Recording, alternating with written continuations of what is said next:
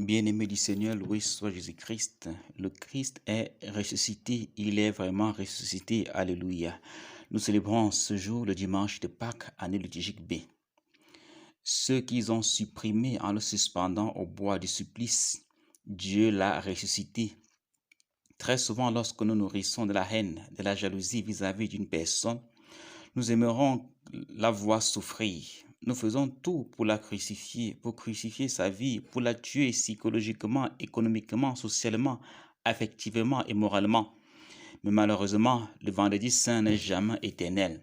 Derrière son obscurité se cache toujours la lumière de Pâques. Dieu nous ressuscite toujours, il nous libère toujours des tombeaux dans lesquels on nous a enfermés et dans lesquels nous nous sommes enfermés. Cependant, certains demeurent dans les tombeaux malgré qu'ils sont ressuscités. Demeurer dans les mauvaises habitudes, ruminer le mal, se venger, entretenir la colère, c'est rester dans le tombeau.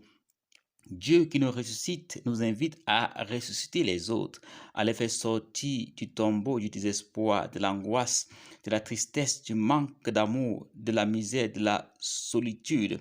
Nous sommes appelés à donner à nos frères la résurrection à taille humaine. Conseiller quelqu'un, donner un verre d'eau, donner du vêtement à quelqu'un, ce sont des résurrections à taille humaine. Être ressuscité, c'est également libérer nos frères des ensorcellements, des charmes, des emprisonnements dans les cadenas, dans les bouteilles, dans les stupéfiants. Nous sommes des ressuscités parce que Jésus est ressuscité et les indices de cette résurrection sont visibles. Tombeau vide, pierres roulées, linge rangé, multiples apparitions privées et publiques, témoignages et morts des témoins qui refusent de ne dire autre chose que ce qu'ils ont vu. Quels sont les indices de notre résurrection à nous? S'appuyant sur les indices de la résurrection de Jésus, Marie-Madeleine devient apôtre de la résurrection. Un véritable écroulement des barrières sociales dans un contexte où le message de la femme n'avait aucune crédibilité. Pierre et Jean se mettent à courir vers le mystère de la vie qui surgit du tombeau. Vers quoi ou vers qui est-ce que je cours au quotidien? Il faut courir vers celui ou vers ce qui donne sens à notre vie, à notre existence. Mais très souvent, nous courons vers ce qui nous apporte la mort et le chagrin. Le vide constaté par Jean n'ébranle pas son espérance.